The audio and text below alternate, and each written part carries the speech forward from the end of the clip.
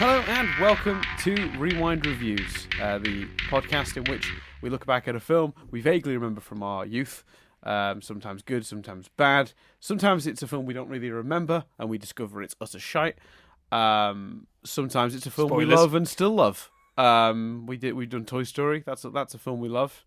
It's a classic. This week, is it a movie about a fun, adventurous girl next door taking a nerd out of his comfort zone? Well, yes. But also, is it a movie about a guy who discovers his girlfriend is a porn star and doesn't know how to deal with it? Well, yes. But also, is it a movie about a bunch of students who lost a lot of money trying to make it back by shooting a porn in their high school while the prom is happening? Oh yeah. Is it a movie about Timothy Oliphant just chewing as much scenery as possible? Oh yes. Is it a movie about a girl desperately trying to escape the clutches of the porn industry but just needed the right guy to tell her she's better than that to give her the courage to leave? Yep. Is it also a movie about a kid who wants to be president but is presented with choosing between that and doing the right thing? Well, I can't tell you for sure, but give this movie 20 minutes and it'll find one, if not all, of those plots. Yeah, I mean, let's call it as it is. Never has a choice reflected so poorly on the person who chose it. Yeah, I want to make. I have said this before as an aside. Oh, Chris chose this one. Oh, I chose this one. I want it made very, very clear. Chris chose this one, and I quote, because I said, "Oh, I don't know anything about it really. All I know is that it's the thing about." The porn stuff, because I know a lot of young gentlemen at my high school were interested in seeing this movie, not because they wanted to see the movie, but because they wanted to see Elisha Cuthbert in as few clothes as possible. To which you replied, "Well, no, it's got some structural problems," was what you said, but I like it for the soppy romance stuff. And I went, "Oh, maybe there's a fair bit of soppy romance stuff in here then." I mean, the thinnest version of a love story I've ever seen in my life. Chris, explain yourself. What is going on? Like, literally, and we always knew it was a possibility that we could watch a film and go, "Oh, I don't remember this right," and like I had that in bucket loads. My first because I remembered it feeling like it was going to end about 5 times. I remember it feeling like it built to 4 different points. Yes. The first of which, by the way, I checked the timer and there was an hour and 15 minutes left. And I remember thinking, that seems strange. Yeah. I checked the timer on this film every time I thought there was an ending point coming to one of the many crescendoing plots, and was surprised every time to find there was so much more movie left.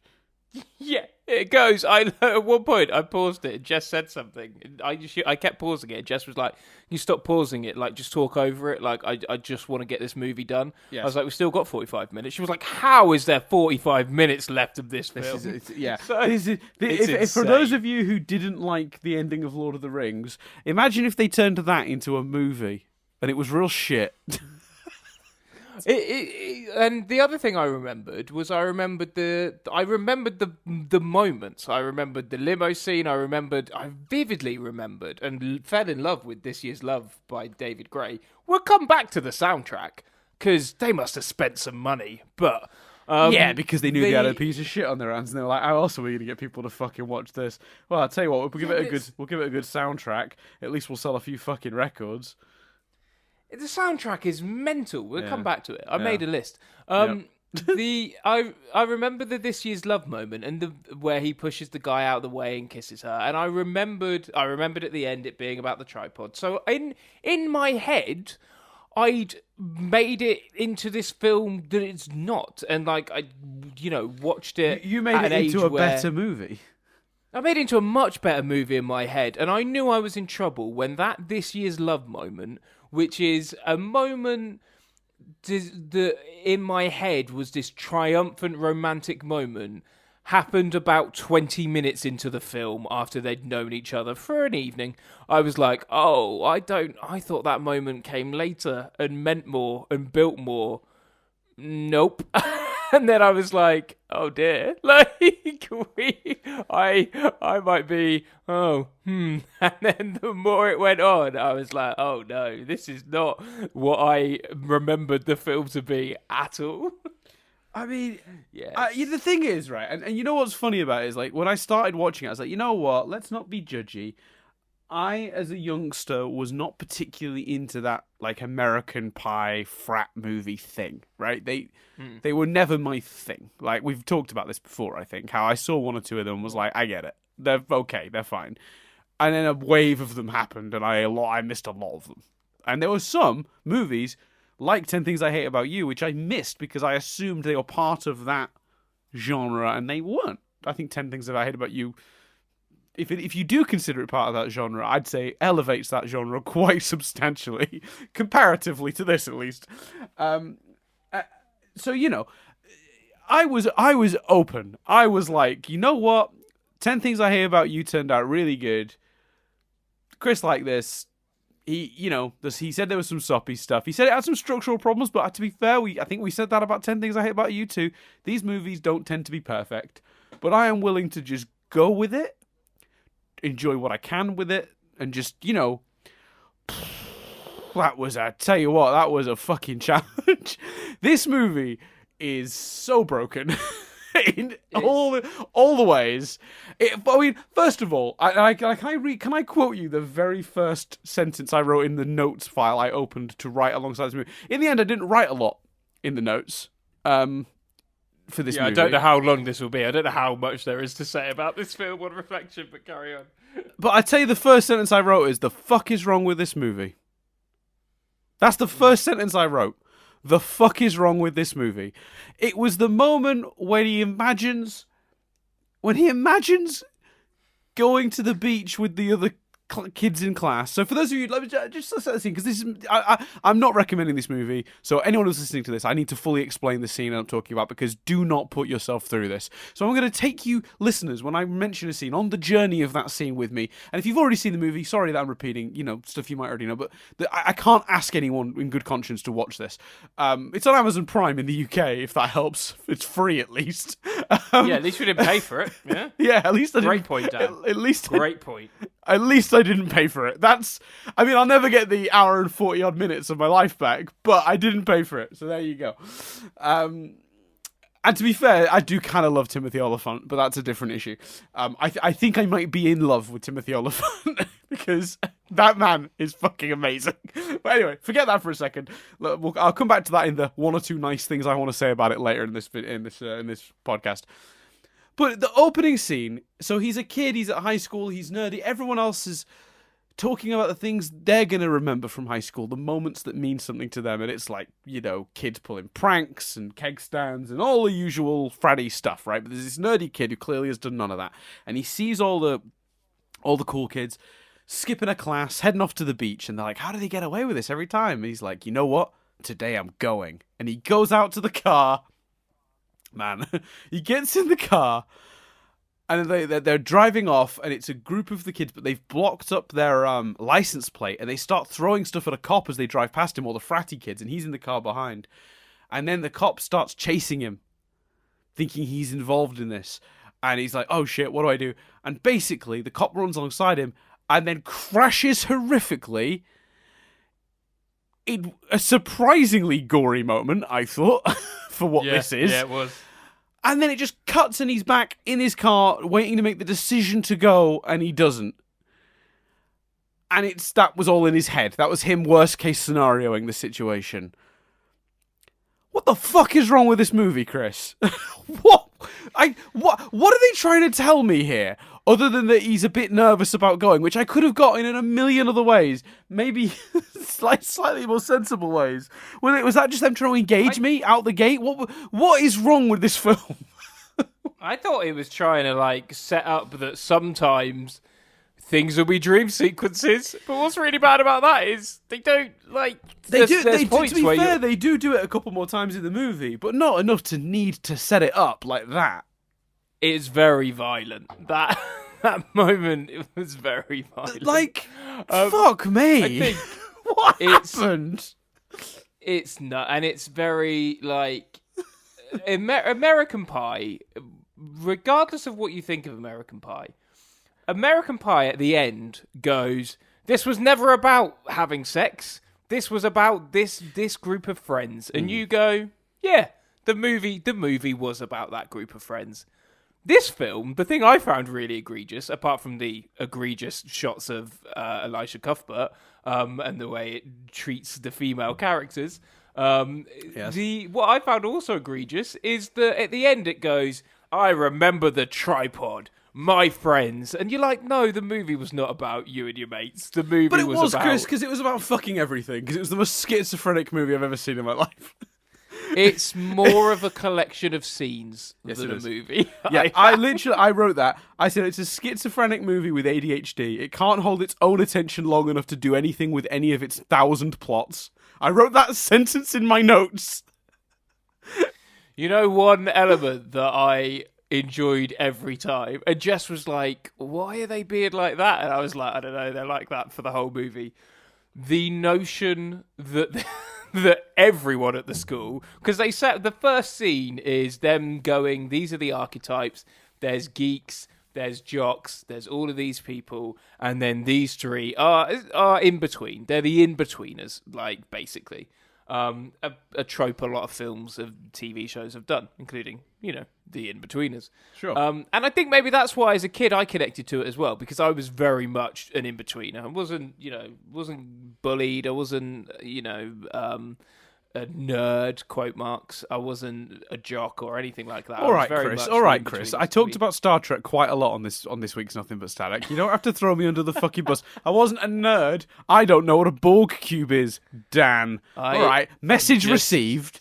I said quote marks. I would love to have been. I think I'm nerdier now and I'm far proud of it.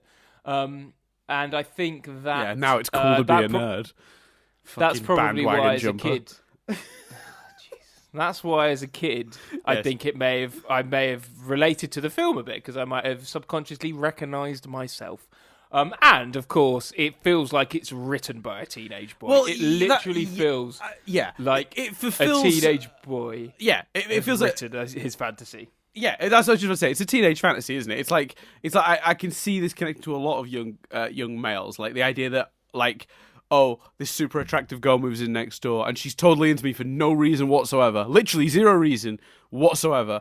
We've barely interacted, but she's basically crazy about me out of nowhere. But she's also like really smart and awesome and great. Like, because I'm not a misogynist.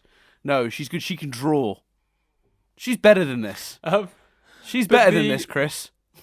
The one thing they set up, I just want to make sure I don't forget this, because I genuinely found this amusing, and this was the one element that I was like, So they set up all these archetypes, and then for no reason at all, every single person in the school is on board and excited about getting this Chinese exchange student over. And they're just like, yeah! Like, it's so over the top. But so unexplained. They never explain why everyone in the school has chosen to be on board with this. And they don't ever do anything with that. It's just that did amuse me. To clarify for people who haven't seen the movie, and again, I'm not putting you through it, so I'm going to explain. There's a plot in the movie where the main character, who is this clean-cut kid who wants to become president one day, he'd actually gone to the trouble of raising $25,000 to help this. I think he was Chinese. I think that's right. I can't remember what. A kid from another country who'd shown an aptitude for a lot of things, and was showing sort of real signs of being a genius, and getting somebody to bring him over to the US to study. Because he came from like a poor part of the world. I'm not sure exactly where except the shots of where he came from seemed like it was like some sort of village that didn't have a lot of funding and stuff. The idea was bring him over to America, get him the education that can really bring the best out of him, and you never know. And I think they said this literally in the movie. You never know. One day he might cure cancer. Like that's the idea, right? And inexplicably, the school is super excited about this kid. They love this kid, and every time he sends a video message, and they're like, "Yeah, fucking love that kid." And it's this ongoing thing in the whole movie, and it only seems to exist as a plot to explain later on why there's money to be stolen and to retrieve. Right? It's a device. But they make it a joke, so it's kind of okay, right? You sort of go, okay, if you need a device and you can't think of a natural way to blend something into your plot, just make it funny at least. So, okay, thumbs up. The problem, I say the problem, but the one thing that threw me immediately, though, about this whole situation was, yes, it's funny that the kids are inexplicably excited about this sort of essentially an exchange student thing they're doing and that they've raised money for. When he goes to say it, when he first comes up, he goes, so as you all know, we raised $25,000 to bring over this kid. Silence. Because they're trying to tell me at that point, oh, no one likes this kid. This kid that wants to be president, student body president, whatever he's called. He's no good. But then that conflicts with the next moment, which is we got a message from him, and everyone's like, yeah, we got a message from him. He's like, he just announced you successfully raised enough money to bring him over to the country. Would that not have warranted the same cheer? So the movie doesn't even know what it wants to say about any of this. It's really, really badly written. It's very confusing. Like, I know what's happened. The writer went, well, no one's... when he says this sentence, no one responds, because then the audience will know no one likes this kid. But when he says the next sentence, they'll cheer, because the joke is that they find it funny. It's funny that they're so excited to bring over this exchange student. But the two things conflict. It doesn't really work, because the sentence he says when they ignore him and are all quiet is also about the exchange student. So it's a very muddled movie. And that sort of like problematic execution of just ideas in general runs throughout the painful 143 minutes that this movie runs. No, not 143 minutes. 1 hour, 43 minutes this movie runs. And that isn't even to get into the exploitative nature of this movie, because I'm sorry, give her a character. Her character can't be... definitely. She's hot. I mean, Elisha Cuthbert is obviously a very attractive human being. Like, no one is going to be disagreeing with you on that front, movie. You don't need to parade her around in front of me every 3 minutes. It feels weird and exploitative. And the amount of scenes does. The amount of scenes they do that in, like, credit where credit's due. I don't know, misconstrued. My feelings on American Pie are not as negative as they may seem. I simply don't find it that funny. Like, it's kind of like this very childish sense of thing of humor that it just never really, like, those movies never blew me away. They weren't that funny, but I didn't have a problem with them. Do you know what I mean? Like, I'm trying to make sure. This movie I have a problem with. Also, this idea that she's better than that, she just needs a guy to come whisk her away. Or she's better than that, she just needs to be told she's more valuable than that. She's just made some bad life choices because she's a woman. Oh, wouldn't it be nice if a man could tell her she's better than that? Okay, movie, how about you show us that she's better than that and have her realize it? That would be nice, if you want to make that point. But then again, on top of that, the poor people who work in the porn industry. What is this movie trying to say about them? Oh, she's better than that. Oh, because you guys are so low. Like, you're not working for a buck like the rest of us. Yeah, come on. This movie is problematic in every conceivable way. And then let's not even get started on the scene. I mean, so many what the fuck scenes. Like, the scene where Timothy Olyphant threatens to, like, not give him, like, that he says he's gonna like stop him from being able to be with the girl unless he gives him a blowjob, and then he's like, I'm just fucking with you. But after the movie takes like a 3-minute dramatic moment of like, what's he gonna choose to do, which is really weird. Like, so many weird scenes. Oh, so many, and how this really got made perplexes me. Yeah, and I understand, because I don't agree with it, but there is the counter argument that someone defending the movie would give is that it's a teen movie of its kind, and movies like this, Euro Trip, Road Trip, The American Pies, there are not another teen movie, whatever. There are tons of teen movies like this. Yes, if you can level that as a defense for Short Circuit, you can level that as a defense for this. But just something about it feels so horrible. Like, I'm not defending the scene, but in the American Pie scene where Jim is, Jim goes over to try and seduce her, and they're watching on the webcam. On reflection, horrible, nasty scene. The scene is about a horrific act, and the scene makes Jim, the guy who is not telling her she's being broadcast on webcam. The scene makes him the fool and makes him the butt of the joke. I'm not. You could say I don't agree with that, but do you know what? It is different. I will admit it is different to this, which is just plain exploiting the shots. It's Michael Bay directing a teen movie in places. Like, it just, in a modern context, just sits so uncomfortably. Yeah, I mean, those scenes from American Pie probably sit so uncomfortably these days too. I don't think. They absolutely just do. because the American Pie movies did it doesn't mean they're any better. I mean, if we were reviewing one of those today, I'd probably be late. I certainly think some of these criticisms are to be aimed at those as well. Just because other people commit murders doesn't mean you're allowed to commit a murder. I'm not. That's what I'm. So, like, from my perspective, just watching this movie just now. It is. I just feel sorry for this poor actress. Like, she's a really good actress. Yeah. She's great in Happy Endings. She was good when they let her act in 24. Like, what? This is really unfortunate.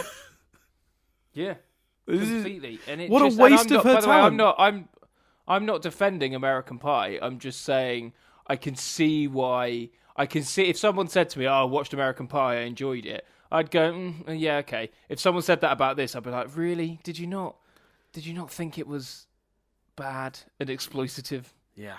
I mean, yeah. It's real bad. It's so weird, but you can't, like I say, I want to, whilst I don't agree with it, I do also want to acknowledge, because, like, I don't want anyone to be like, well, hold on, Short Circuit, the blacking up was, it is of the time, that's no excuse. It's the same. This type of teen movie was also of its time, but you just watch it now and I just feel so uncomfortable. Yeah, but the intention of Short Circuit, they weren't trying. This is the difference between, like, ignorance and racism to me. Like, so somebody says or does something because they're mocking. Okay, I tell you what the equivalent would be. If in Short Circuit they'd intentionally cast a white dude because they didn't want to cast an Indian guy because they were a bunch of racists, and then they just decided they made as many offensive jokes as they could physically fit into the script because they found it funny to make fun of Indian people. That's what this is. Because this isn't just they happened to hire an attractive girl for the movie and there were some scenes where she was partially naked and they were like, well, you know what? Fuck it. It'll sell a couple of tickets to our movie, but the movie has some substance. She's a good character. It's not the end of the world. You know, Henry Cavill got his shirt off in The Witcher. Let's not pretend that was for any reason other than they could put that in the trailer and women will watch the show. Like, these things still happen to this day. But there's an exploitative nature about this that separates it, I think, from the ignorance of Short Circuit. Short Circuit was not bad intentions. It was a misjudging of a situation. They thought it was acceptable to give the guy, give a white dude a role, not for a white dude. But there's also a lot of jokes and lines in the script that I feel are offensive. In Short Circuit? Yeah, in Short Circuit, yeah. See, I don't remember, but it's been months since we watched that, so maybe I'm blanking. When he talks about having a Woody and stuff, it's just weird. Oh, yeah, but that's nothing to do with. That's nothing to do. Oh, there's some sexism in it. Yeah, absolutely. Again, like 100%. That stuff I wouldn't forgive. But I'm saying, like, in terms of the racial stuff in. I thought there was jokes about him going home and all that sort of stuff. I can't remember the joke, but I thought that I remember feeling uncomfortable about some of the dialogue as well. We commented on his character being overtly, like, perverted. Like, that seemed weird. But the only joke they made about his origins is a part of the movie where someone says, where are you from? Originally, he says Bakersfield, which is a funny joke because obviously, like, he's got the accent, so the character has a reaction to it. Like, that doesn't seem like the answer, but that's the only bit I remember. But again, it's been months since we've seen it, so I'm not gonna criticize that. But I think there is. Yeah, I might be misremembering. I feel like this has. I think the intentions behind this feel negative. It feels like it was done intentionally. and not through ignorance or the lack of understanding at the time. It feels like these people knew exactly what they were doing when they cast her. They knew exactly what they were doing when they wrote a script that required her to strip 10 times in the movie or whatever. You know, and they shot it in a way that knew exactly that, you know, that they could put a couple of those clips in the trailer and sell some extra tickets. Whereas I feel like with Short Circuit, they were trying to make a movie about a robot, and they sort of, through ignorance and some like poor judgment, made some fucking real mistakes. I could be wrong. I'm asserting my own opinion on what their intentions were for sure, but it just feels way greasier here. way that's worse. Also because like now we live in a world where if someone went to a movie executive and went, right, here's the plot, girl moves next door, guy fancies girl turns out to be a porn star. They get into some money trouble and have to make a porn on school property to pay the money back. It wouldn't get made now. Whereas completely wrong, but in 2000 and whatever, it would get made, and it did. But again, I'm not criticizing the plot. Because that plot is, I think you could do that plot in a way that's less exploitative for sure. Yeah. Way less. Yeah, like the fantasy scenes of her doing pornographic stuff. Like, yeah. Yeah, that's fair. Like, is that supposed to be funny? Maybe, but like, it certainly feels like they put it in there just because they wanted to show that. Do you know what I mean? Like, that's the difference. Again, and I could be wrong. I totally admit that what I'm doing here is asserting intention. I don't know that the people who made Short Circuit weren't racist. I don't. I'd like to believe they're not. And honestly, when I watch the movie, I don't get the sense that it was intentional racism, more just ignorance. And I do think it's important to draw a line there. Like, I'm trying to think of a good example of it, like, because I think ignorance is like, it's not based in hate, it's just based in like, you just don't know any better, and like you can work with that person and you can teach that person can grow and learn. Whereas someone who's just filled with like irrational hate, they're not changing. Does that make sense?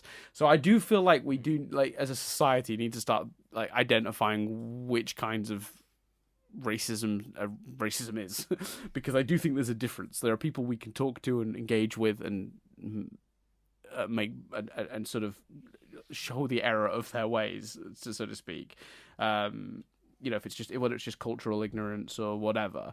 But like, gosh, with this just feels like a bunch of perverts. Really, what I see. Elisha Cuthbert in her underwear. It literally feels like a teenage boy made a movie. Yeah, it like does. the plot, the fantasy elements of it, like, yeah. It's like, apparently, I haven't seen it, but someone pointed out that, like, I can't remember if it was in the Honest trailer or not for the Oscars, but like in Marriage Stories, everyone knows it's the guy wrote it from his own experience, and randomly in the film, he's given the character that's based on him a massive penis. Right, yeah, but no, they didn't mention that, but they mentioned that in the movie they keep talking about how he's a genius. Oh yeah, that too, yeah. Which is true. I mean, I saw Marriage Story a couple of weeks back, and like, yeah, they call that character a genius like 18 times in that movie. And it just felt like you say, there's no, he doesn't. The plot. I think the assumption I have is that they went, right, there needs to be jeopardy, so we're gonna have to make these two characters fall in love quickly, and then there'd be the jeopardy of him not liking that she's a porn star and she'll want to quit for him, and how far will they go? Is the juice worth the squeeze, to quote the movie? But like, they finish with all that in like 40 minutes, and then it's about him getting his money back, and like, yeah, it's just madness. It moves at such a pace and has so many plots that you're just like, huh? And that's why it feels that it's like a teenage boy going, and then this happens, and then this happens. And because they have to move so quickly, as you say, there's no real reason for them to fall in love. Mm-hmm. Like, you know, they haven't got bad chemistry between them. No, like they haven't. Actually, that's another point. The actors are really trying for what it's worth here. You know, like they really are, and they're desperately trying to make it work. And they come so close to it being believable, but there's just not enough in the script. Not enough in the script.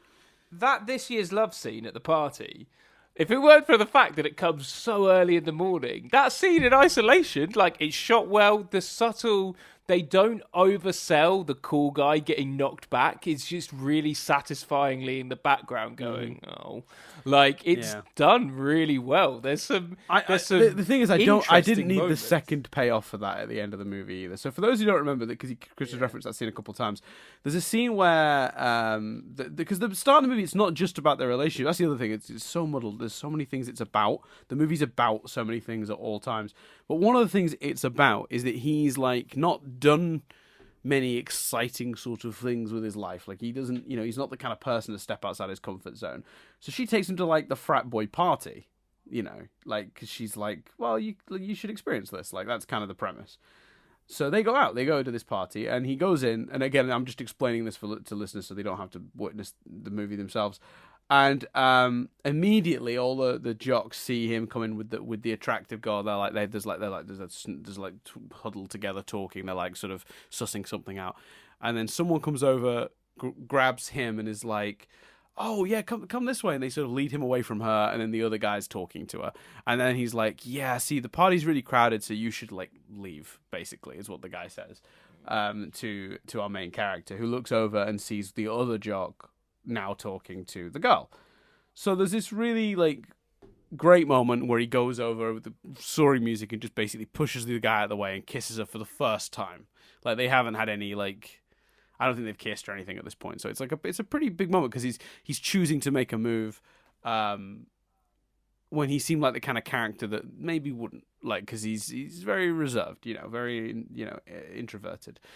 So you're right, Chris. That is in isolation. It is a good moment for those listening. But then at the end of the movie, there's a bit where the character that told him that there wasn't enough room and he should leave, they like have this extra weird payback for him, where they're getting this like they're doing this porn thing in the school to try and make the money back that he lost, and they've basically coaxed some of the jocks into being involved because they need stars or whatever, and as the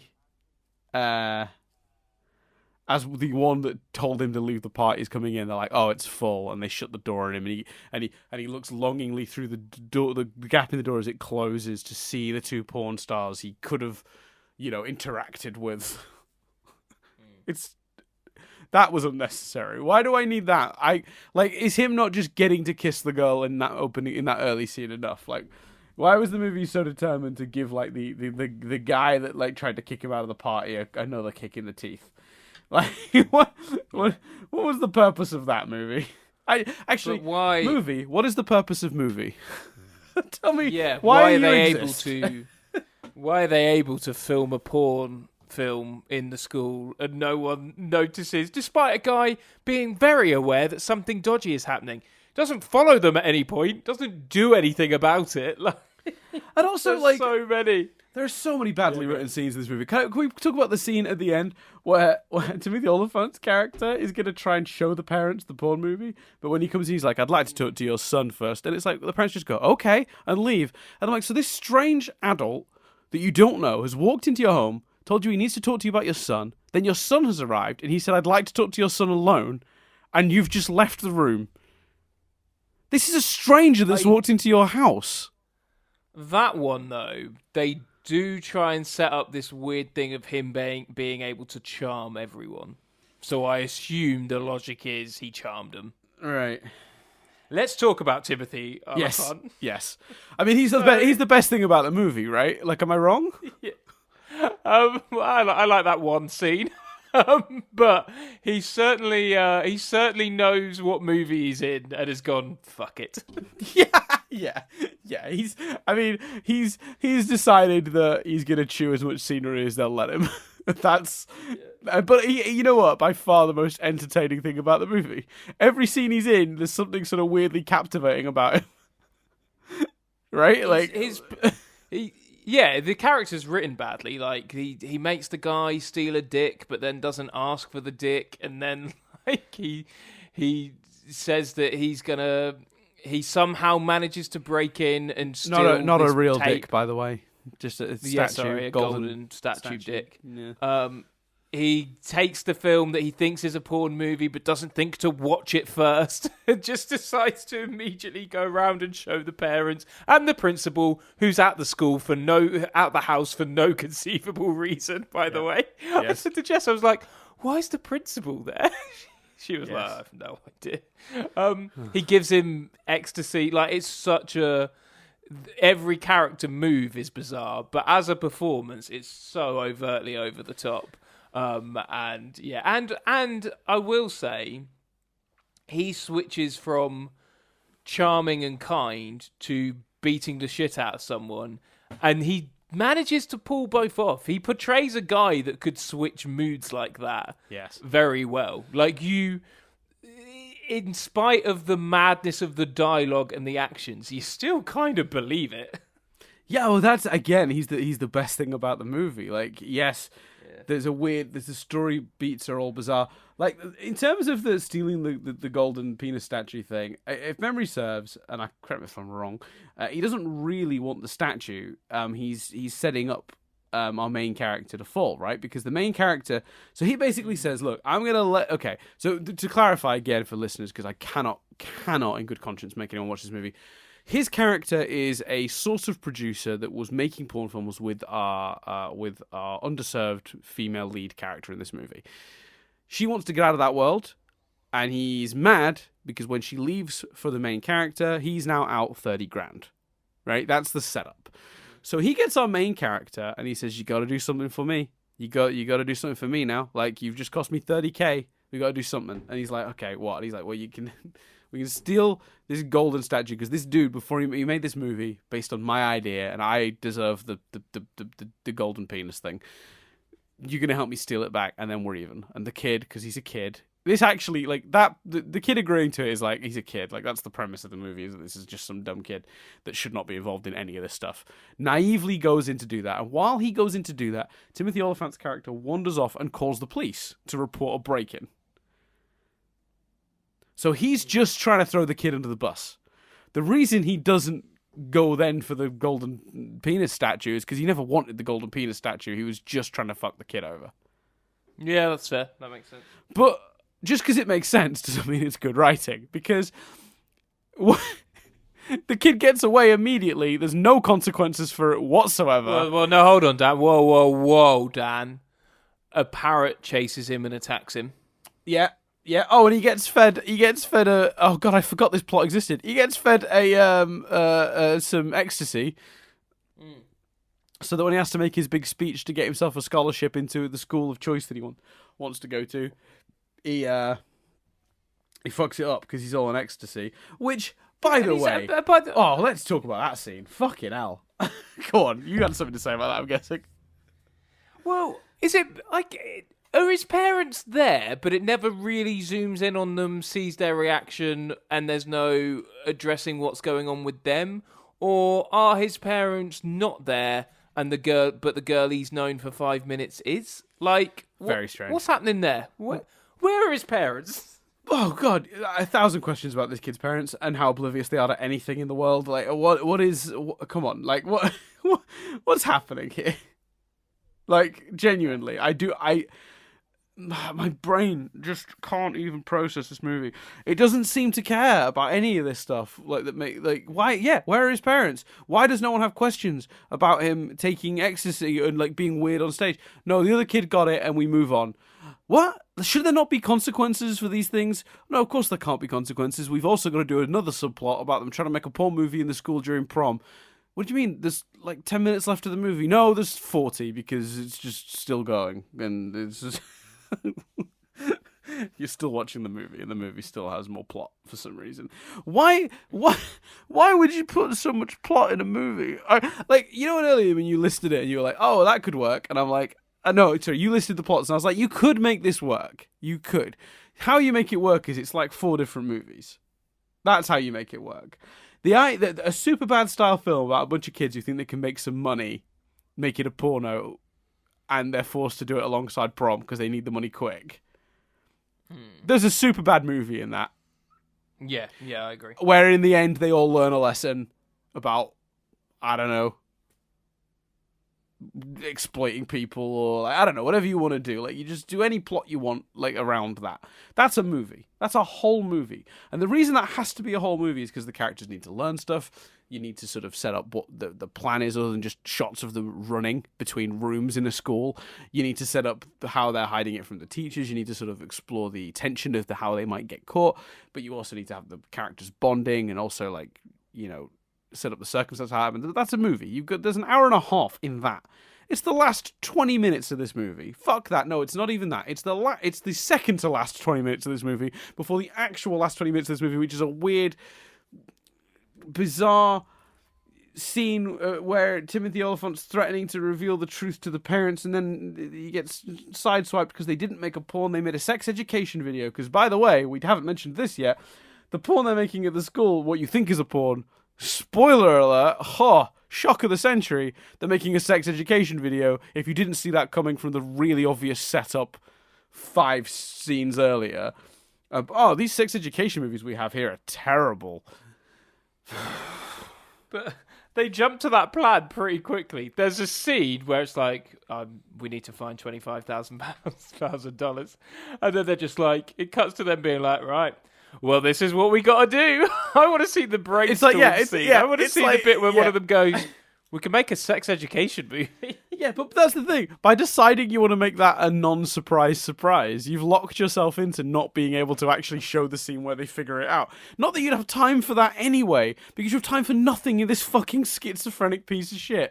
What, like, genuinely, like, whoever wrote this must have just fallen off the screenwriting, this screenwriting graduate bus. Like, you know, they were taking him to school to teach him how to write, and he stumbled off it and was like, oh shit, I guess I'll just write a script before I walk there. And then finished the script, then went and learned something afterwards, maybe. Because whoever wrote this movie did not know what they were doing. It's an absolute mess from top to bottom. Yeah. Well, I think it had. Hold on, I did. Bear with me a second, because I did look that up, and I think it's got like a whole bunch of writers. That can't be the case. I refuse to accept more than one human brain except that wrote this piece of shit. I can't. No. Bear with me a second. Okay. While you're on that subject, also worth noting, Emile Hirsch, obviously, massive, horrendous human being,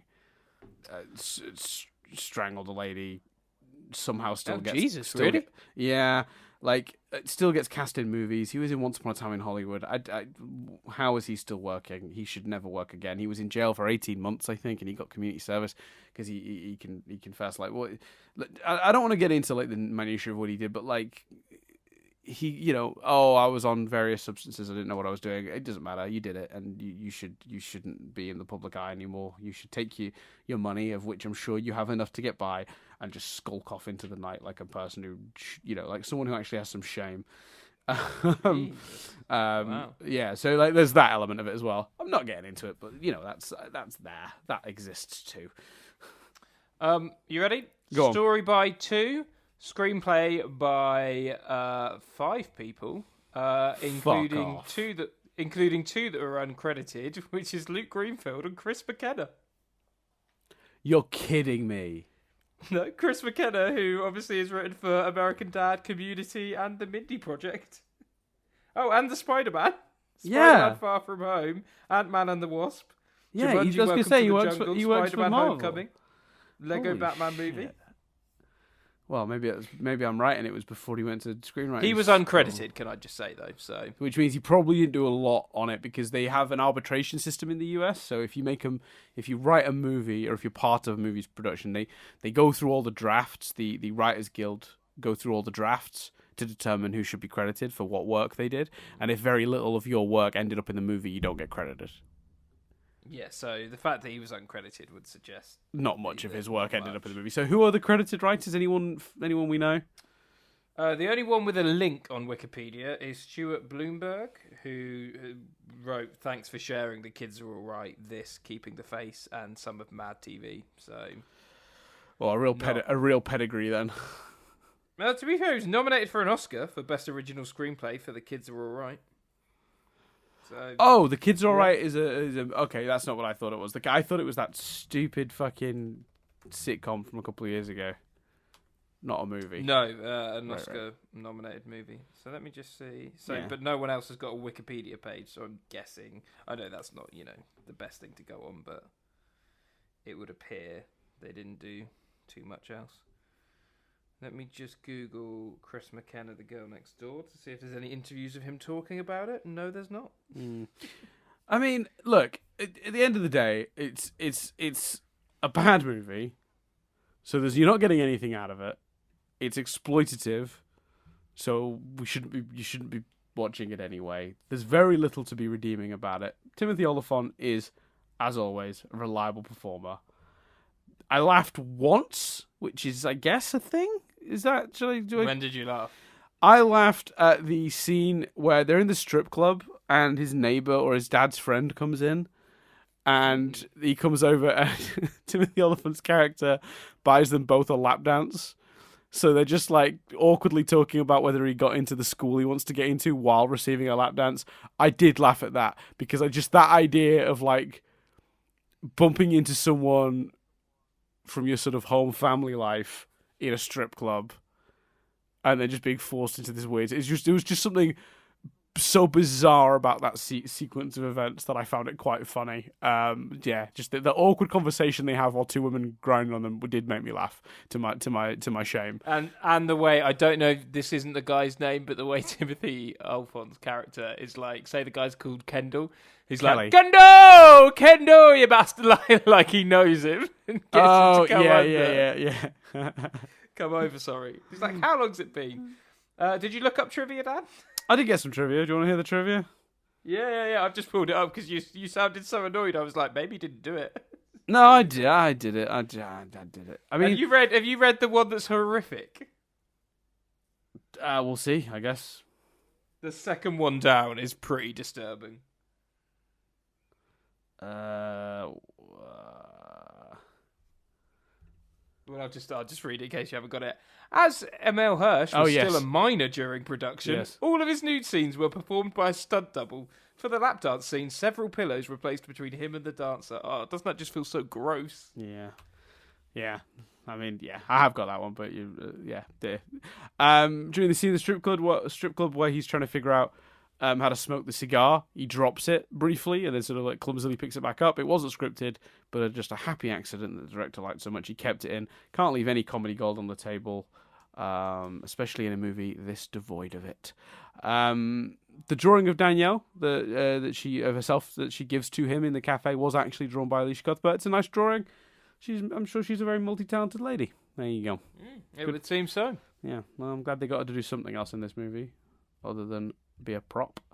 According to the commentary, Eli is based on writer-director Eli Roth. That makes sense to me. Eli Roth is a big weirdo, and the character of Eli in this movie is a big weirdo. So that kind of fits for me. In the scene, in the DVD audio commentary for the film, Emile Hirsch reveals that when shooting the scene where she forces him to strip, the director wanted him to shave his chest hair, but he was 17 at the time, refused to, because presumably having only recently acquired said chest hair, he did not want to shave off his manhood. It's just a shocker that he turned out to be a prick, isn't it? I'm sorry. I don't. No, just the underage aspect of it just makes me feel so uncomfortable. Yeah, it's not great. Elisha Cuthbert filmed this while this is again just this poor woman. Like, so not only did she have to go through making this movie, she had to do it while making 24. The quote they've got here doesn't make any sense. Our weekends were Monday and Tuesday, and the show was obviously Saturday and Sunday. So every day for 3 months. I think that means she worked every day for 3 months. They've taken a quote out of context, and without the context, it isn't English. Unless she's saying on the movie, the weekend days they had off on Monday and Tuesday, but they were filming 24 during the week. I read it as 24 filmed on the weekend. So in the weekdays she had to film this. I think it's the other way around, because Monday and Tuesday, our weekends were Monday and Tuesday, and the show was obviously. Oh yeah, no. So the show filmed in the week. She was doing the film on the weekdays, on the weekends. Right. Okay. Yeah. But either way, like, poor woman, 3 months without a day off. I do feel for her. That sounds rough. The Cougar's lion costume is actually featured in numerous scenes in this film, but it's also from the movie, featured in the movie Old School. This time under the name the Harrison Cougars. The only reason I kept that one in was just because, fuck it, there should be some trivia that doesn't make me want to fucking kill myself. And then Chris. Now, I'm sure if you've looked at the IMDb trivia, you're excited as I am, because it is a return of our world-famous segment. World-famous. And if you're like a reporter for like Deadline or The Hollywood Reporter, pens and papers out, because it is time for the glorious return of Cars Exist. Brum brum. The car that Emile Hirsch is driving at the end is a 2005 BMW Z4 Roadster. One day we should do Fast and the Furious, just to see if the IMDb trivia is full of Cars Exist. All the cars. So I mean, I think we've made it clear we're not recommending this movie. Hold on, you've made it clear. No, I'm not recommending this movie. Like, honestly, I was watching it going, oh man, this reflects poorly on me. I don't think it does. I think it makes a lot of sense that you would watch this movie as a youngster. It's actually weirdly sweet that young Chris would watch this movie, not see the exploitation, not see the problematic content, not see anything but the fact, the two things you said on the end of the previous one, that's the only two things you took away from it. It sums you up perfectly. It has some story pacing problems, and it had a soppy love story. I think there is something weirdly adorable that you watched this piece of shit in your young, naive, self and came away with those two sentences in mind. I think there's something kind of sweet about that. Sounds like me, doesn't it? It does sound exactly like you. And again, there's a nugget of a good movie in here. Again, if you'd have taken any individual plot, you could do it. I don't actually think the plot of, take the porn element out altogether, the plot of the nerdy guy at school that's just not come out of his shell meets someone who pulls him out of his shell and they fall in love. If they boiled it down to the guy who won't come out of his shell, the guy who's too grounded meets someone who's not grounded enough, and she pulls him out of himself, and he makes her see that she's more than what she thinks she is. You don't cast judgments. You make it what she thinks she is. Because, by the way, it is crazy that the movie literally states they're the same age, and yet she's got this porn career she's retiring from, even though he's only just finishing school. So you start doing the maths, and you're like, well, when did she start her porn career? Like, it's icky. It's disgusting. It's not good. You go, and in order to do that, there's some bumps along the way, and they end up needing to bond together as a group of friends to resolve it. And all the people that have never done anything notable do something incredibly noteworthy. Sorry, that could have been a good movie, but there's golden dicks and there's fights with wrestlers at porn conventions. Oh yeah, I forgot about that. All sorts of madness in between. And Paul Dano is in this movie, by the way, as the character. What's his character called? Like Klitz or something like that? Yeah, Klutz or Klitz or something with a K. Yeah. And I don't mind Paul Dano. He's good. I think he's in Little Miss Sunshine. He's good in that. He's going to be the Riddler in the new Batman movie. I like Paul Dano. This is not his best work. Although, arguably, he's probably the most likeable character in the movie, which isn't saying much, but, I mean, it's something, I suppose. He's more likeable than the kid that's just watching porn whilst chatting to his mates. Yeah, I mean, obviously, like, based on Eli Roth, it doesn't... Eli's a bit of a weird guy. Yeah, that makes sense. There's that scene where we haven't even talked about the scene where like he's like finished having the conversation with his mate who's just told him that the girl he's gone out with is a porn star, and he's like he's walking across the courtyard at school, and his mate's yelling, "You fucker!" Like, and he's like screaming Yells. that he needs to do it. And it's so aggressive, the language. And I was He just yells, like, he yells, if you don't sleep with her, or if you don't have sex with her, something like that. If you don't have sex with her, I'm going to kill myself. yeah, but he doesn't say have sex with her. That's the like the polite. He literally says if you like something like if you don't stick your dick in her or something like that. Like he says something really greasy. The movie is full of language like that. Like it's such an unnecessarily aggressive movie, and as well in terms of like sexualization. It's a bad movie. Yeah. Why did we watch this, Chris? What is wrong with you? I don't know. It's a lot. It's so much harsher and more vicious than American Pie, for example. Yeah, for sure.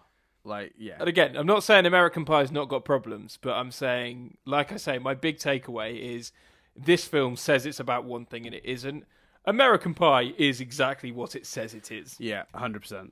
Like it's a stupid, dumb frat comedy that finds nudity amusing.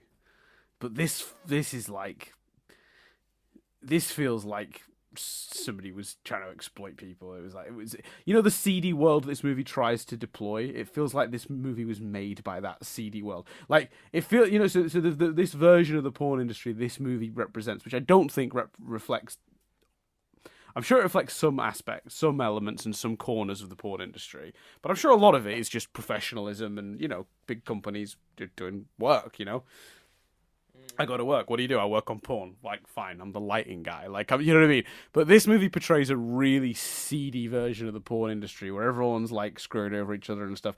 And I'm sure that definitely exists. But it feels like that's the industry that made this film. Does that make sense? If you told me the character that Timothy Olyphant plays in this movie made this movie, I'd go, yeah, it makes sense. Like a villain from this movie would make this movie. I had a quote. Bear with me 1 second. Oh, please give me a. Oh, wait. Let me find this quote because it will back that up. Says someone I looked on Rotten Tomatoes. Oh yeah.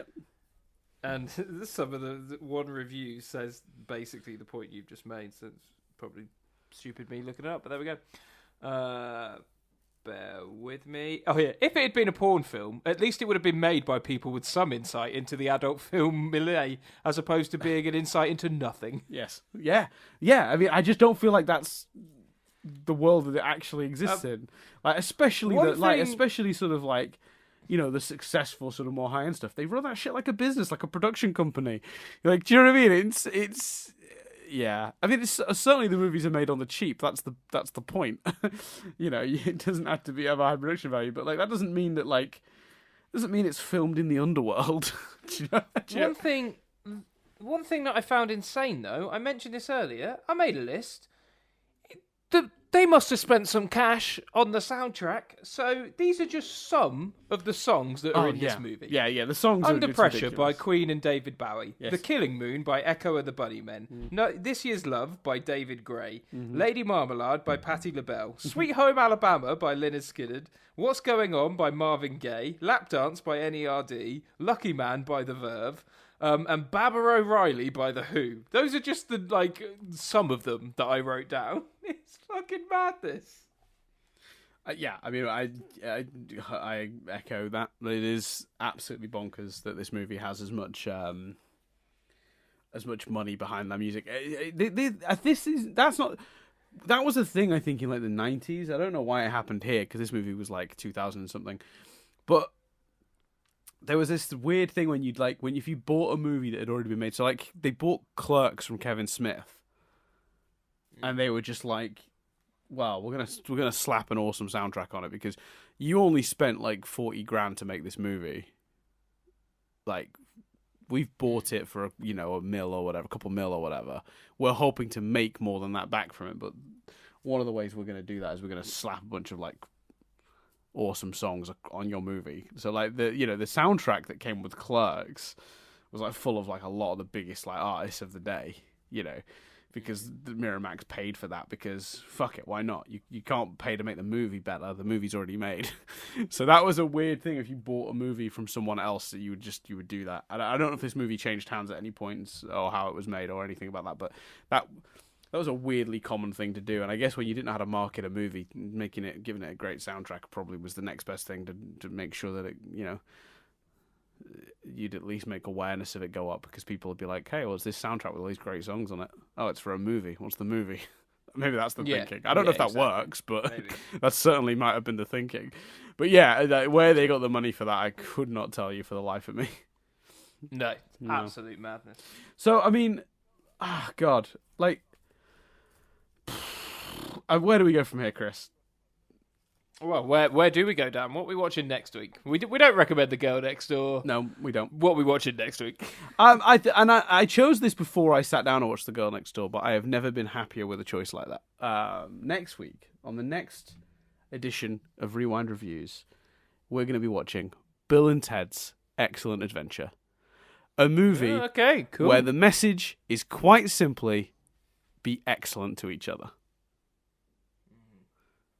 That, I mean, let's just watch a sort of fun, dumb movie after this horrendous experience.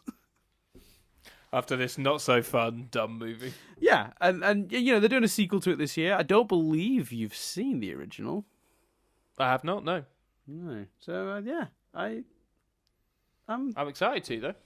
Yeah, I think the thing with I say with the Bill and Ted movies is the first one is a pretty straightforward movie. It is exactly what it says in the tin. Within the first 10 minutes, you know what the movie's going to be.